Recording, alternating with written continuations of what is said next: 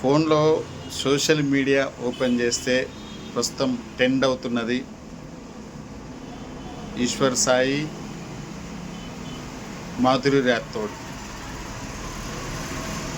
వీళ్ళిద్దరిది వ్యవహారం బయటపడిందనేది ఇప్పుడు భార్యనే బయట పెట్టింది. కానీ నిజంగా చెప్పాలంటే వాళ్ళని నేను సమర్థించడం లేదు, కానీ సొసైటీలో 50% ఇలానే జరుగుతుంది. 50% మంది ఇలానే అవుతున్నారు. ఇక్కడ తన భార్య, ఈశ్వర్ సాయి భార్య ఆవేశంలో వాళ్ళెవరో చెప్పగానే గబ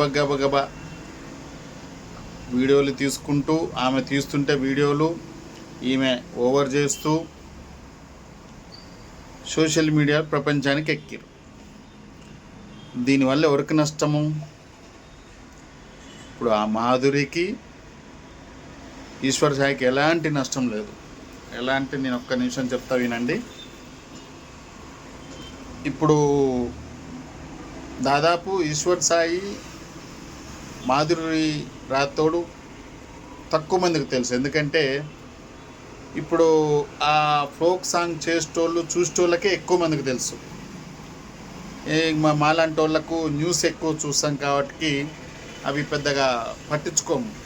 కానీ దీనివల్ల ఏమైందంటే వాళ్ళ న్యూస్లో వచ్చేసరికి మా దృష్టి పడింది, అంటే మా కంట పడింది. ఇప్పుడు నేను ఏం చేసినా, అసలు ఈమె ఏం సాంగ్స్ ఉన్నాయని ఒకసారి రివీల్ చేసిన. ఇట్లా నాలాగనే అందరూ ఏం చేస్తారంటే వీళ్ళ సాంగ్స్ అన్నీ చెక్ చేస్తారు ఒకసారి. దానివల్ల ఏమవుతుంది, ఇంకా వ్యూస్ పెరుగుతాయి. వాళ్ళిద్దరు కూడా, ఆమె సాంగ్స్ కానీ అతని సాంగ్స్ కానీ వ్యూస్ పెరుగుతాయి. ఎట్లా పెరుగుతాయి అంటే మామూలుగా పెరగవు.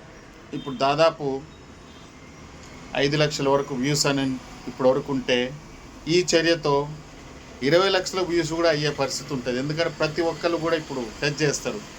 దానివల్ల వాళ్ళకి ఆదాయం ఎంత వస్తుందో తెలుసా? చాలా. మనం అంటే ఇప్పుడు 2 లక్షలు వస్తే అప్పుడు 10 లక్షలు వస్తుంది. అంత పెద్ద ఆదాయం వస్తుంది. ఇక ఇదేమన్నా దీనివల్ల ఏమన్నా వాళ్ళ ఇంట్లో మూసుకొని కూర్చుంటారంటే అది కాదు. ఇంకా 2 నెలలు 3 నెలల తర్వాత పాతగా అయిపోతుంది. ఆమె పనులు ఆమె చూసుకుంటుంది, ఇతని పని ఇతను చూసుకుంటాడు. ఈ చర్యతోటి వీళ్ళిద్దరి గురించి ఎంక్వైరీ చేయాలని జనాలు చూసిన వ్యూస్ తోటి ఈశ్వర్ సాయి ఇంకా ఆదాయం పెరుగుతుంది. ఆదాయం వచ్చింది కదా అని ఈశ్వర్ సాయి భార్య కూడా సపోర్ట్ చేయకుండా ఉంటుంది. ఎందుకంటే తను ఆవేశంలో చేసింది ఇది. ఆవేశంలో చేసే నిర్ణయాలు జీవితాన్ని, లైఫ్ చాలా దెబ్బతింటాయి. తన పక్కన ఎవరు రెట్టిస్తుంటే మనం వీడియో తీస్తున్నామా, వీడియోలో ఉన్నాయనే సోయి లేకుండా తన మాటలు మరి అవి ప్రపంచానికి, సోషల్ మీడియా ప్రపంచానికి పోతున్నాయి. మరి తర్వాత తన భర్త పరువు తీస్తుందని అనుకుంటున్న తన పరువు ఎంత పోతుందని గమనించట్లేదు. ఇది ఎంత పెద్ద వ్యవహారం అంటే, ఒక విధంగా చెప్పాలంటే సోషల్ మీడియాలో మంచి కోసం వెతికే వాళ్ళని డిస్టర్బ్ చేసినట్టే. 50% మంది ఉన్నారు. మళ్ళీ అందరు నీతిమంతులా అంటే 50% మంది ఉన్నారు. ఇంకా నిజంగా చెప్తున్నా, దొరకలే కానీ దొరికితే అందరూ దొంగలే. 70% వరకు కూడా ఇట్లానే ఉంటారు. 70% ఒక ఫోక్ సాంగ్ గురించి కాదండి, లోకం తీరే ఇలా ఉంది. 70% మంది ఇలానే నడుస్తుంది. ఇక నిజంగా చెప్పాలంటే భవిష్యత్తులో కన్యగా ఉండే స్త్రీలు దొరకడం చాలా కష్టం. అది కూడా 2%, 3% అని. మీరు స్త్రీలు కానీ మీరెవరు కూడా బాధపడొద్దు. ఎందుకంటే ఉన్న ఫ్యాక్ట్ ఇది. మీరు వేరేలా భావించొద్దు కూడా. ఎందుకంటే మొబైల్ వచ్చిన తర్వాత మొత్తం వ్యవస్థ మొత్తం కొలాప్స్ అయింది. అన్ని రకాలుగా మంచి ఎంత ఉందో చెడు అంత విస్తరిస్తూ ఉన్నది. దీనివల్ల ఏమవుతుందనంటే అవి చూడరాని చూసి జనాలు మొత్తం ఖరాబ్ అవుతున్నారు. కన్య అనే స్త్రీ దొరకటం చాలా కష్టం. భవిష్యత్తులో వస్తే 2% వరకు ఏదో చెప్పలేము, కానీ దాదాపు పరిస్థితి ఇంతే తయారవుతుంది.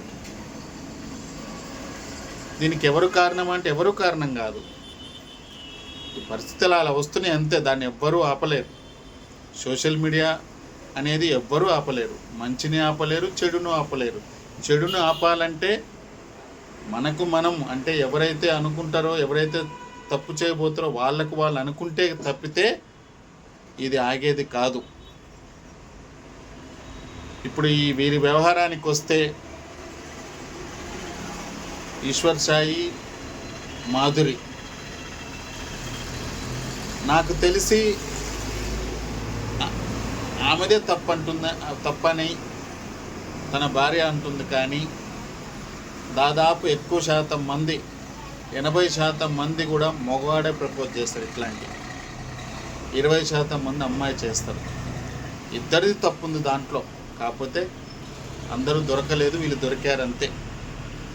కనుక వీళ్ళని ఇంతగా ట్రోల్ చేయటం అయితే నాకు నచ్చలే.